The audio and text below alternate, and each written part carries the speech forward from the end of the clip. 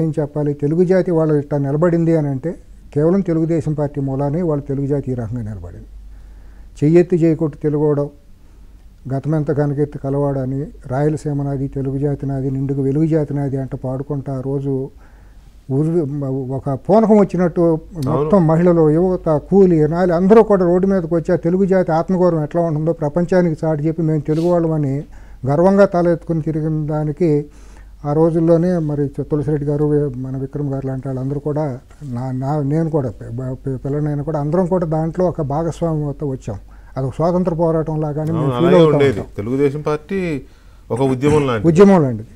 అలాగే 83లో తెలుగుదేశం పార్టీలో గెలిచిన ప్రతి తెలంగాణకు సంబంధించి టీఆర్ఎస్ ఎలాగో తెలుగు జాతికి సంబంధించి టీడీపీ అలాగే 83లో తెలుగుదేశం పార్టీ నుంచి గెలిచిన ప్రతి ఎమ్మెల్యేని కూడా ఒక హీరోగా చూసేవారు సమాజంలో, అంత ఇదిగా చూసేవారు. తర్వాత పార్టీ చాలా కుదుపులకి, ఆటుపోట్లకి, ఒడిదుడుకులకి లోనవుతూ వచ్చింది. ఎన్నో ఒడిదుడుకులు లోనైంది. ప్రధానమైన ఒడిదుడుకు పార్టీ ఇప్పుడు కూడా ఆగస్టు వస్తుందంటే భయపడుతుంది. అది దానికంటే కూడా ఒక రాక్షసమైన ఒడిదుడుకు ఎప్పుడు ఎదుర్కొందండి పార్టీ 2004 నుంచి 2009 వరకు చాలా తీవ్రంగా ఎదుర్కొంది. సార్ కొన్ని పొరపాట్లు జరిగినాయి, చారిత్రక నేపథ్యంలో ఎత్తుగడల్లో కొన్ని తప్పులు జరిగినాయి. ఆ టైంలో 2004 నుంచి తెలంగాణ ఉద్యమం అనే దాన్ని మెడ మీద కత్తిపెట్టి లేకపోతే భుజాన్ని తుపాకి పెట్టి కాల్చాలని కొన్ని శక్తులు ట్రై చేసినాయి. వాటన్నిటినీ ఎదుర్కొని పార్టీని నిలబెట్టుకుంటూ వచ్చిన ఘనత చంద్రబాబు గారిది. ఆయన నేను 1984 నుంచి నేను గమనిస్తూ ఉంటాను. ఆయన పార్టీ వాళ్ళు నిలబడటానికి విశేషమైన కారకుల్లో ఆయన ఒకళ్ళు. ఆ రోజు రామారావు గారిది ఆయన చరిస్మా పార్టీని అట్లా తీసుకొస్తే పార్టీని పునాదులు పునాదులు తయారు చేసిన చంద్రబాబు గారు అక్కడ అన్నం కట్టుకొచ్చి గండిపేట కూర్చుని ఈ శిక్షణా తరగతులన్నీ నడిపినప్పుడు ఆయన ఆ రోజు నుంచే 18 గంటలు కష్టపడటం అనేది అందరం చూసిన వాళ్ళు. ఆ రోజు యువతనేమో దగ్గుబాటి వెంకటేశ్వరరావు గారు ఒక పక్క నుంచి చేస్తే, పార్టీ బయట అంతానేమో చరిస్మా రామారావు గారిది అయితే, పార్టీ నిర్మాణం చంద్రబాబు గారు చూసేవారు. ఈ రకంగా అందరూ కూడా సమిష్టిగా పార్టీని నిర్మాణం చేసుకొచ్చారు. వీళ్ళకి చేదోడు వాదోడికి ఎంతోమంది మహనీయులు, మింటే పద్మనాభం గారు, తుమ్మల చౌదరి గారు, ఇట్లా ఎంతోమంది ఉన్నారు. అట్లాగే ఆ రోజు పార్టీ పెట్టినప్పుడు వెంకటకృష్ణ గారు ఒక తెల్ల కాగితాలు లాంటి, తులసిరెడ్డి గారు లాంటి వాళ్ళందరూ తెల్ల కాగితాలు లాంటి మనుషులు వాళ్ళ కొత్త చరిత్రలను సృష్టించారు. వాళ్ళ మీద ఆరోపణలు ఏమీ లేవు. ఆ పునాది ఇవాళకి ఎంతో మంది మహనీయులు ఉన్నారు. ఆ రోజు మండ వెంకటేశ్వరరావు గారు తీసుకోండి, శ్రీహరి గారు తీసుకోండి, కడియం శ్రీహరి గారు తీసుకోండి, మోతుపల్లి నరసింహులు గారు తీసుకోండి, మన ఆదిలాబాద్లో నగేష్ గారు లాంటి వాళ్ళు ఒకళ్ళే ఉంది. ఈ మొత్తం రాహుల్ చంద్రశేఖర్ రెడ్డి గారు, కేసీఆర్ ఆయన మరి అయ్యో రాజకీయాలు పక్కన పెడితే గండిపేటలో ఆయన చేసిన కృషి, ఆయన శిక్షణా తరగతులు, ఆయన ఇచ్చిన ప్రసంగాలు, సిద్ధాంతాలు ఆయన ఎట్లా మర్చిపోతాం. ఆయన కూడా పార్టీని పార్టీ. ఆ రోజు రాయలసీమ నుంచి అయినా, కోస్తా నుంచి, ఉత్తరాంధ్ర నుంచి ఎంతమంది మహనీయులు వచ్చారు. ఎంతో మంది మహనీయులు, స్పాట్లెస్ నాయకులు వచ్చారు. తర్వాత ఎంతో మంది పేర్లు, ఇది ఒక హీరోయిజం ఇమేజ్ ఉండాలి. కోడెల శివప్రసాద్ గారు, దేవినేని నెహ్రూ గారు, ఇటువంటి వాళ్ళు వచ్చారు. పరిటాల రవి దాంట్లో వచ్చారు, ఎంతో మంది వచ్చారు. పార్టీ సుప్రీం అనేది తెలుగుదేశంలో అంటారు.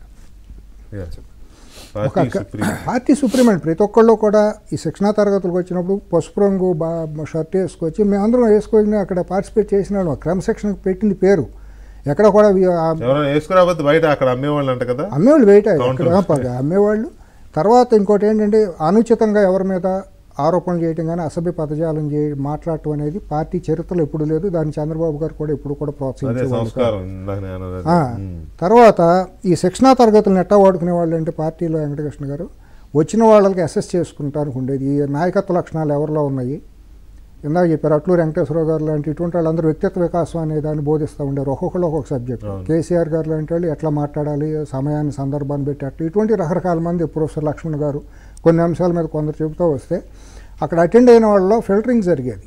పలానా వెంకటకృష్ణ గారు వచ్చారు, లేదా పలానా వీళ్ళ నాయకత్వ క్వాలిటీలు ఉండే, రేపు పొద్దున్న టికెట్ ఇవ్వచ్చు, ఇతను మనం వాడుకోవచ్చు అని ఒక అసెస్మెంట్ జరిగి ఒక ఫిల్టరింగ్ జరిగేది. దానికి ఇది ఉపయోగపడుతుంది.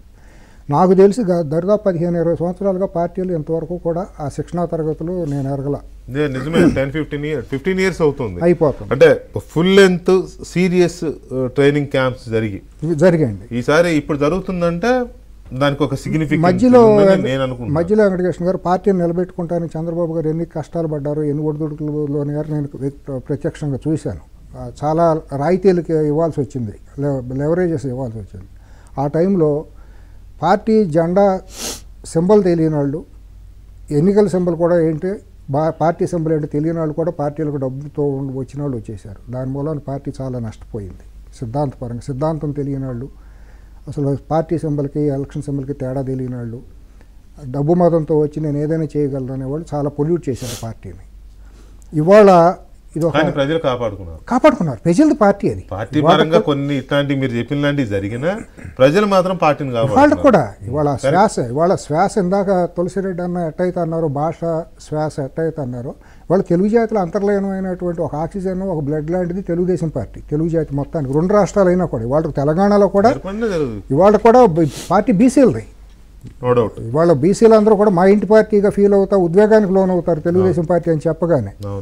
ఇవాళ ఈ ప్రస్థానంలో ఇవాళ శిక్షణా తరగతులు అనేది కొత్తగా వచ్చిన జనరేషన్కి పార్టీ సిద్ధాంతం ఏంటో తెలియదు, పార్టీ పునాదులు ఏంటో కూడా తెలియదు. ఎందుకంటే కాలక్రమంలో వచ్చిన మార్పులు చెప్పేవాళ్ళు లేక. దురదృష్టవశాత్తు ఇంకోటి కూడా వెంకటకృష్ణ గారు, 1999 నుంచి చూసుకుంటే 2004లో పార్టీ ఓడిపోయినప్పుడు ప్రధాన కారణం నా వ్యక్తిగతంగా పార్టీలో ఉన్న నాయకులు చంద్రబాబు గారును తెలుగుదేశం పార్టీ చేసిన అభివృద్ధి కార్యక్రమం చెప్పుకుంటూ వెనకబడ్డారు. హైదరాబాద్ అభివృద్ధిలో కానివ్వండి, ఐటీలో కానివ్వండి, రకరకాలుగా అవతల విపరీతమైన ఆరోపణలు వస్తే దాన్ని తిప్పుకోవట్లేని పరిస్థితుల్లోకి ఇటువంటి వాళ్ళ మధ్యలో కొంతమంది వచ్చి చేరటం వలన కాలక్రమంలో అది ఒక లోపం ఏర్పడతా వచ్చింది. ఎన్నో చారిత్రకమైనటువంటి జాతికి చేసినటువంటి అభివృద్ధి సంక్షేమ పథకాలను చెప్పుకోవటంలో ఎంతసేపు చంద్రబాబు గారు ఒక్కళ్ళే చెప్పుకోవాల్సిన అటువంటి దురదృష్టకరమైన పరిస్థితి ఏర్పడుతుంది. పార్టీలో లబ్ధి పొందిన వాళ్ళు కూడా ఎవరో కూడా సీనియర్లు వెన్నుబలిసిపోయిన వాళ్ళు కూడా మాట్లాడాలి కదా. ఏం పోయేకాలం వచ్చింది వాళ్ళకి, అనుభవించారు కదా. జీరోలను తీసుకొచ్చి హీరోలుగా చేసిన పార్టీ, మరి వాళ్ళకు కృతజ్ఞత ఉండాలి కదా. వాళ్ళు చెప్పాలి కదా, ఇది చేసిందని నాకు మీకు కాదు కదా చెప్పాల్సింది. ఎట్లాగో తెలుగు వాళ్ళందరికీ తెలుసు, కానీ ఎప్పటికప్పుడు రిమెంబరెన్స్ చేయాలి కదా.